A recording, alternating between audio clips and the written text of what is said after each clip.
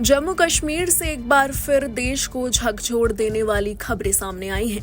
मंगलवार को जम्मू कश्मीर के डोडा में आतंकियों के साथ मुठभेड़ में भारतीय सेना के एक कैप्टन और 3 जवान शहीद हो गए हैं। अब सेना की तरफ से सभी वीर शहीदों के नाम जारी कर दिए गए हैं। इस वक्त डोडा में आतंकियों के खिलाफ ऑपरेशन चल रहा है। यह एनकाउंटर उस वक्त शुरू हुआ जब राष्ट्रीय राइफल्स और जम्मू कश्मीर के स्पेशल ऑपरेशन ने डोडा से करीब 55 किमी दूर डेसा के जंगल में आतंकियों को देर शाम घेर लिया। आतंकियों ने भागने की कोशिश की और गोलीबारी शुरू कर दी, लेकिन सुरक्षा बलों की कार्रवाई जारी रही। गोलीबारी में कैप्टन समेत 4 जवान जख्मी हो गए। मंगलवार तड़के 4 जवानों की इलाज के दौरान मौत हो गई। एक अन्य जवान की हालत गंभीर है, उसे उधमपुर सैन्य अस्पताल में भर्ती कराया गया है। डोडा में 4 शहीद हुए जवानों के नाम हैं कैप्टन ब्रिजेश थापा, नायक डी राजेश, सिपाही विजेंद्र, सिपाही अजय। डोडा में आतंकियों से लोहा लेते हुए भारतीय सेना के कैप्टन ब्रिजेश थापा शहीद हो गए। जानकारी के मुताबिक थापा दूसरी पीढ़ी के सेना अधिकारी थे। उनके पिता कर्नल भुवनेश थापा सेना से रिटायर हैं और बहन एक नेपाली गायिका है। वो सिलीगुड़ी में रहते हैं। ब्रिजेश थापा ने साल 2019 में भारतीय सेना ज्वाइन की थी।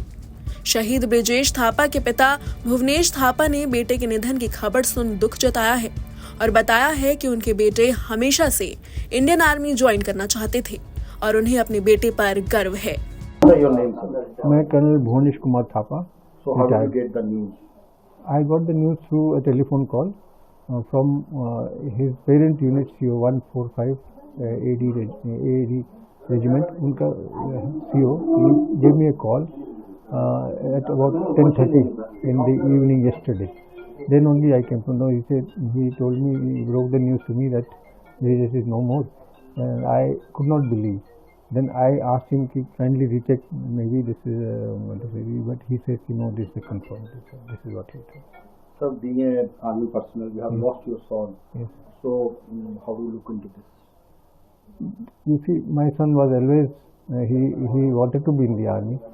Right from his childhood, he used to, I said he used to wear my army dress and go around and he used to feel good.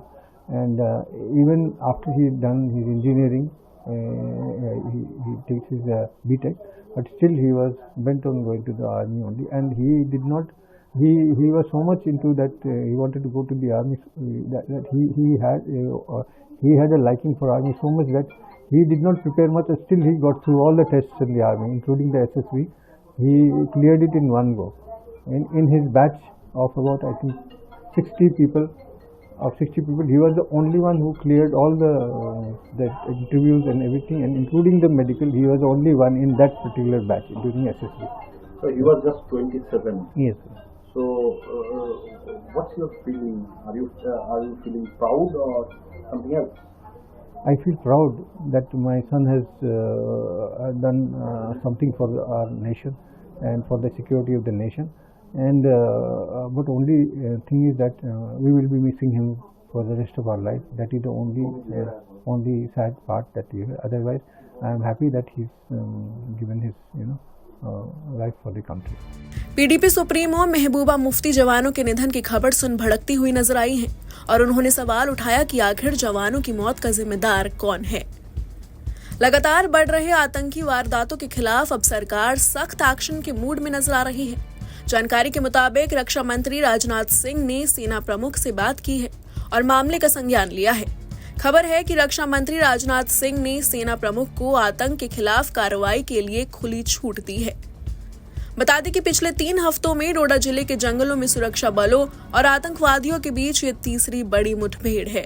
इससे पहले कठुआ जिले के माचेडी वन क्षेत्र में सेना के एक गश्ती दल पर आतंकवादियों ने घात लगाकर हमला किया था।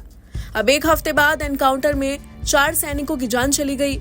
जम्मू क्षेत्र में हाल ही में आतंकवादी घटनाओं में जबरदस्त बढ़ोतरी देखी गई है। खासकर पुंछ, राजौरी, डोडा और रियासी जैसे सीमावर्ती जिलों में आतंकियों के छिपे होने की खबर है। इससे पहले एक तीर्थयात्री बस पर भी हमला हुआ था। Bureau report, news nation.